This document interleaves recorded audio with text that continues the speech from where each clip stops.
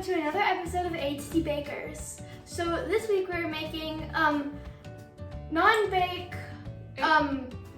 It's pumpkin pie. yeah, it's pumpkin pie. Right? Yeah. And we're gonna make a crustless pumpkin pie. And it's also non-bake pumpkin pie, even though this is like a baking channel.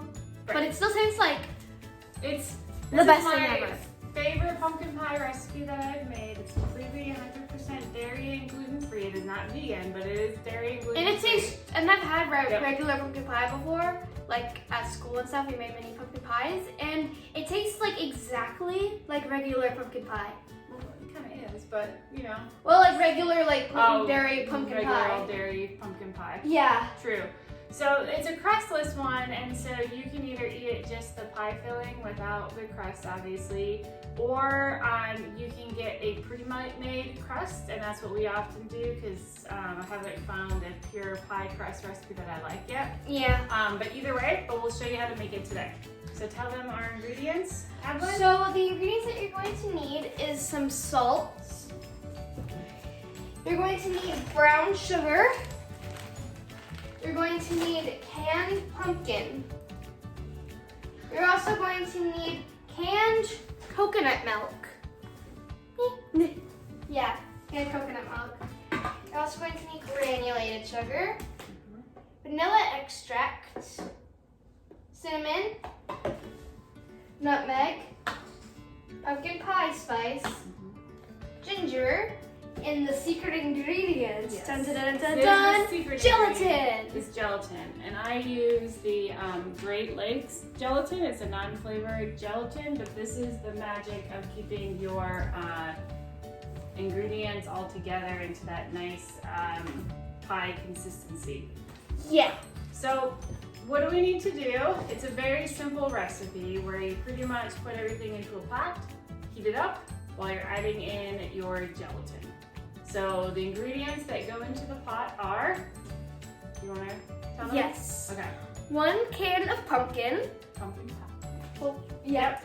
Okay. 1 can of coconut milk. 2 teaspoons of vanilla extract. 1/4 teaspoon of salt. 1 and 1/4 teaspoon of pumpkin pie spice. 1 and 1/2 teaspoon of cinnamon. 1/2 teaspoon of sugar. Ginger. Oh, ginger. I thought it was sugar. Ginger and 1/4 teaspoon of nutmeg. Yep. And then you are also going to need to add granulated sugar and brown sugar into that mixture. How much do we need of those? So how much you need of the granulated sugar and brown sugar is I can't remember. I can't remember. We'll be right back. For that answer. Figured it out.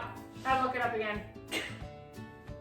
So you're going to need 1/3 cup of brown sugar and 2/3 cup of granulated sugar. So ultimately you have 1 cup of sugar. If for some reason you're low on white sugar or brown sugar, you can kind of play with that ratio.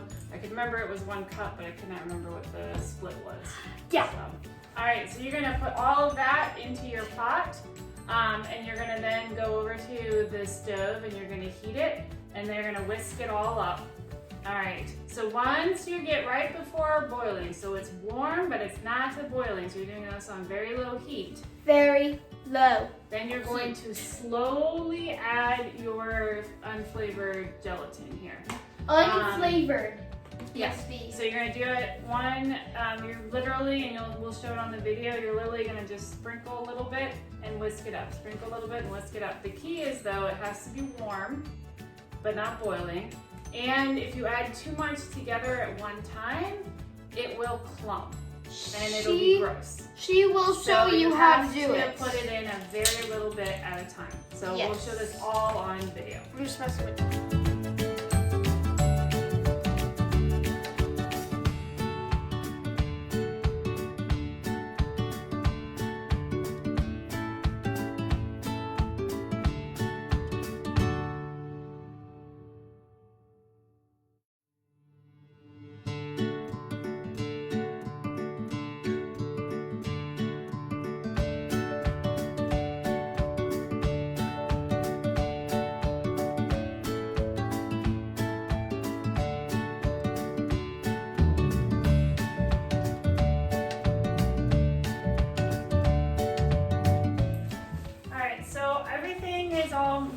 together and all of the gelatin is. You saw how slow I went on that video.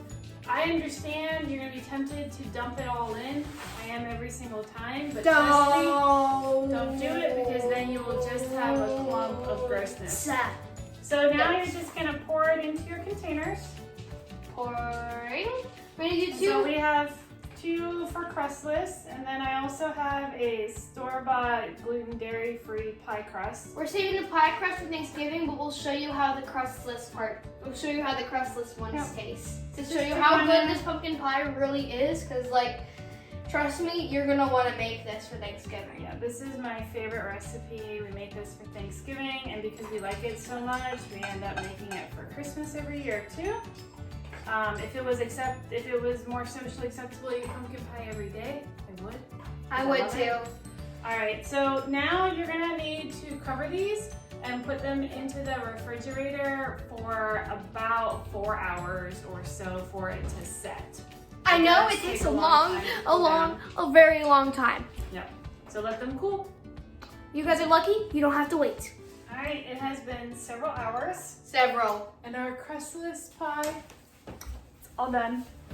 So you'll see when you make it, it's nice, good consistency. It'll hold up when you try and cut your pie, or in this case, without the pie crust. I'm gonna show you guys a little bit in the what it looks like in the middle. It looks so good. Yep. It looks like so good. So you can eat this just like this. You can put some coconut whipped cream on it or dairy-free Cool Whip. We're just gonna eat it just like this for now. Yep.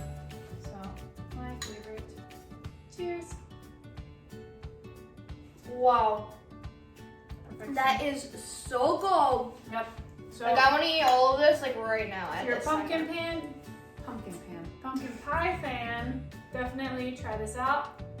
You won't regret it. Yeah, it is good for Thanksgiving and Christmas. Thanksgiving definitely. Or, just for fun. Yeah. Either way.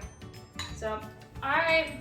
Well, if you like our video, I'll link below in the description the ingredients here so you can make it yourself. We'll also link videos to other pumpkin recipes.